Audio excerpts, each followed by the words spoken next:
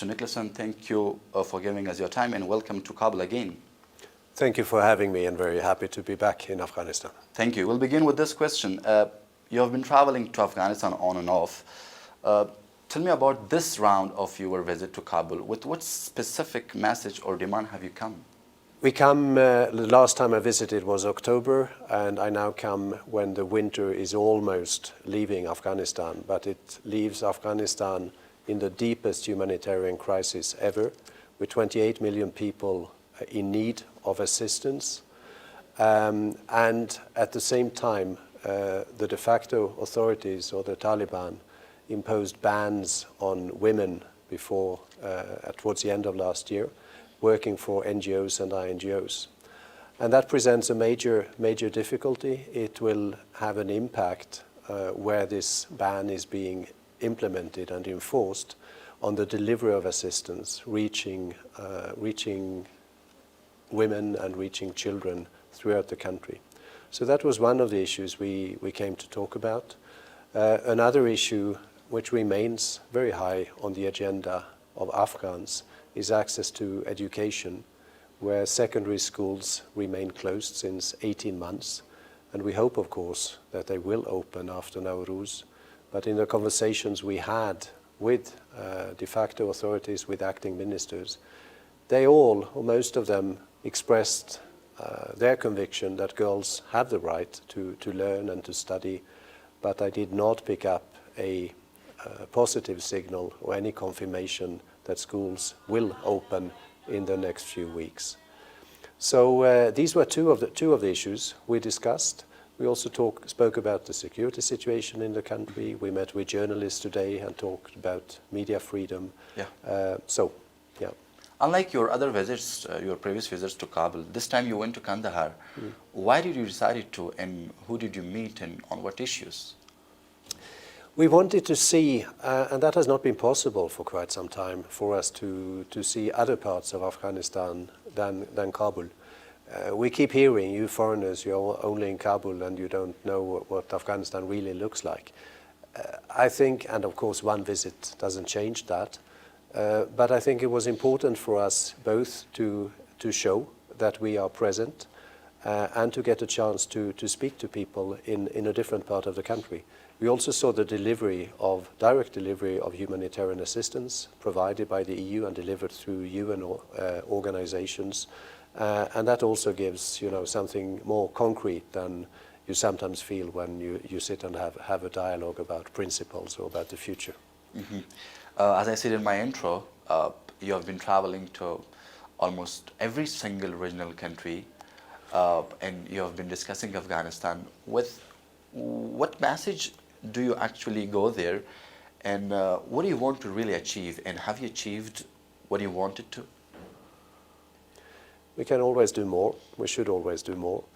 I think the conversations with neighbors and regional countries is important, first of all, for us, to understand how they see the situation here. The neighbors have long-standing relations, sometimes complex, sometimes controversial. So part of those visits and the traveling is to listen. What I pick up is very much a concern by most of the neighbors about the security situation inside Afghanistan, but some also see that there are still organizations that threaten the security of them operating from inside the country. Another purpose of my visit is to see how we can, do we have the same agenda? Do we wish the same for Afghanistan? Is it the same issues we want to discuss when we meet with the de facto authorities? And to a very large extent, I find that to be the case. Do you think these regional and neighboring countries have sort of effect on Afghanistan issues? I think neighbors have obviously a more direct contacts. They have more frequent interaction. They are more directly affected by what happens in the country, and I think they have a specific and an important role to play. You also have been requested, the EU member countries were requested to reopen their embassies in Kabul. What is your response? I think my response is, first of all, that I'm extremely grateful and happy that we can be here, that the EU has its diplomatic presence, small presence, its humanitarian presence inside the country. I think it's invaluable in terms of having the chance to see, to come and visit, to understand better what is going on inside the country. I think it's an important channel for communication with all kinds of Afghans, with the de facto authorities. But we also hear requests from others we speak to, civil society, NGOs, human rights defenders, journalists. They would like to see more embassies opening up. They would like to have this contact point to the world. The decision, of course, is influenced by security concerns, very legitimate security concerns, and by political considerations. And finally, the decision will have to be taken by each country, each EU member state. But I must say that from my point of view, I find it extremely useful to have this presence, and it is a prerequisite for me, and it helps me also to do this type of missions. So should we expect any reopening in the future of the embassies? I haven't picked up any signal that any of the EU member states is about to open their diplomatic presence. And as I said, it's a difficult decision to take. I can only say again that our presence is something that we also value highly, and we are very much committed to staying here. Any change in the position of European Union in terms of the ban on the Taliban leaders, the travel ban and the political ban, sanctions? The ban on Taliban leaders is, from the EU point of view, is just that we implement UN sanctions, and the sanctions against individual Taliban leaders is taken by decisions to change that, taken by the UN Security Council, and the EU does not, as you know, have a seat at that table. Don't you think it is important for the Taliban leaders and officials to have their presence in conferences on Afghanistan in the world, at least in the region which are being gathered?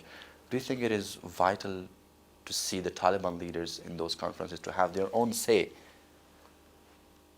I think it's important that the voices of Afghanistan are represented. That includes the voices of the de facto authorities. It also, I think, includes voices of other Afghans. So in principle, yes, presence in conferences inside the country and outside the country is helpful. But again, it is not that Afghanistan is under sanctions. Specific individuals are under sanctions. It is possible to get exemptions from the travel ban for specific reasons, and we have seen that happening very frequently. But I also think that there is a need for the region and other actors to talk among ourselves and to have a consolidated view, to share views openly about Afghanistan. So there may be a time when Afghans should be present and when the Taliban should be present, and there may be also a need for more closed talks. Mm-hmm. I'm coming to the governance of the DFA, the de facto authorities. Mr. Niklasson, it has been 18 months since the Islamic Emirate came to power in Afghanistan. How do you see the governance from the European lens, from abroad? I think our starting point really is not so much how we see it, and that is part also of my mission here and our visit here and our presence here. How do Afghans see it? And I do not, we do not, I mean, the Taliban, the de facto authorities tell us that they represent the people and that they should be recognized and that they are a legitimate government.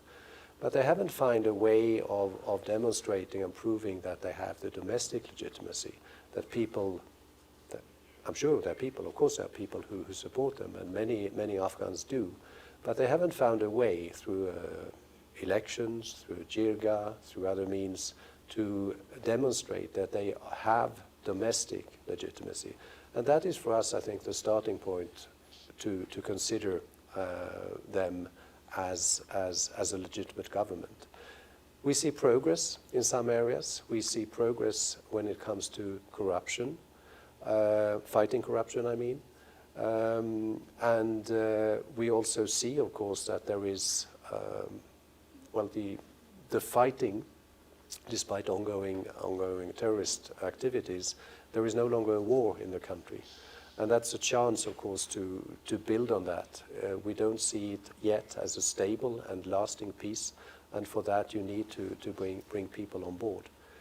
I also mentioned this morning, I had in a press conference, that we are still very much concerned about the human rights record, in particular the rights of women and girls. Media freedom is still restricted and curtailed, and also many ethnic groups and minorities feel that their rights are not sufficiently protected.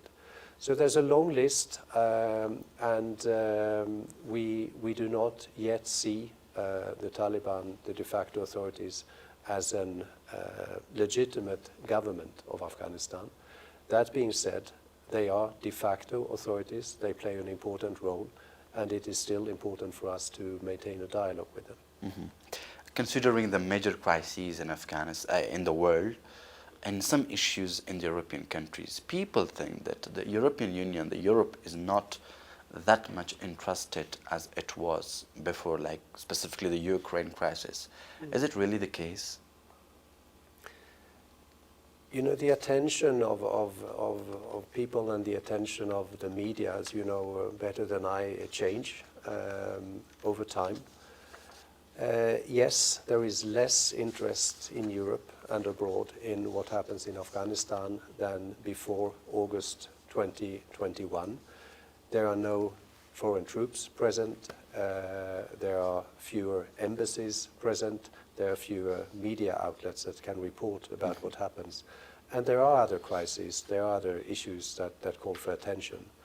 Russia's aggression, Russia's invasion of Ukraine is one of them. And I think it is seen as the issue that brought attention away from Afghanistan. I think that's a misunderstanding. I think the attention would have drifted away in any case. Maybe it came a little bit earlier. But we are here, and we see and we understand, I think, that what happens in Afghanistan is also in the interest of the European Union, both in terms of concerns and in terms of opportunities. Okay, I'm coming to your mission in Afghanistan. Mr. Niklasson, what are the current priorities of the EU mission in Afghanistan? The EU mission is here, of course, to be a point of contact with Afghans, to speak to Afghans and to get a better understanding of the situation. It is here to facilitate the delivery of more than 400 million euros of assistance to cover basic needs and livelihoods. It is here, together with our colleagues from the humanitarian part of the European Commission, ECHO, to facilitate the delivery of 470 million of humanitarian assistance. So it's a contact point, it's a point for dialogue, it's also a main point for assistance to the people of Afghanistan. Yeah, that assistance, you think and you believe that it's just a relief for, like, we have emergency, the humanitarian situation is an emergency. What do you have in long term? What are the plans of the EU for a long term in Afghanistan? Again, what happens in Afghanistan will always primarily be, and you may say this has not always been the case in the past, but it should be driven by domestic developments and domestic choices. So what the EU can do will always be on the margin. It will be to provide assistance, it will be to engage to some extent, but the EU cannot create the conditions, for example, for economic growth. We can advocate certain policy reforms, we can provide specific assistance in certain fields, and our long-term plans, it's very difficult to make long-term plans for Afghanistan right now. We hope that things will gradually move in a positive direction, that will allow us to interact more, that will allow us to provide assistance where needed, that will allow European companies to invest, but we're not yet there. My last question, Mr. Niklasson, I hope it is not very personal. You have been the special envoy for Afghanistan like for almost 2 years, if I'm not wrong. what have you achieved, and are you satisfied with your mission, with your achievement, with your dialogue, with your engagement with Afghanistan?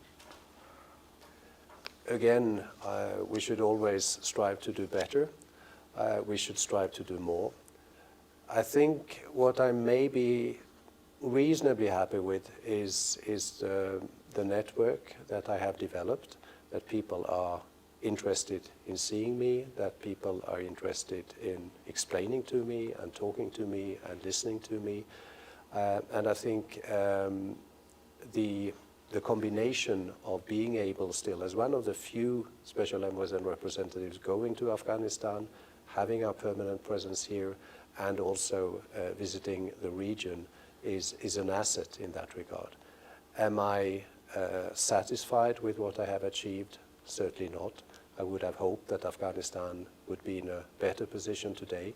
I would have hoped that the chances created for stable and fruitful relations would have advanced further. But I'm still hopeful. I'm still trying to be patient, and I remain very much committed to do whatever I can, limited though it may be, to fostering relations between the European Union and the people of Afghanistan. Mm-hmm. EU Special Representative for Afghanistan, Mr. Tomas Niklasson, thank you so much for giving us your time.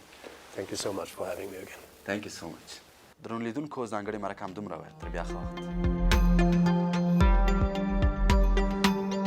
له لیدلو مو مننه.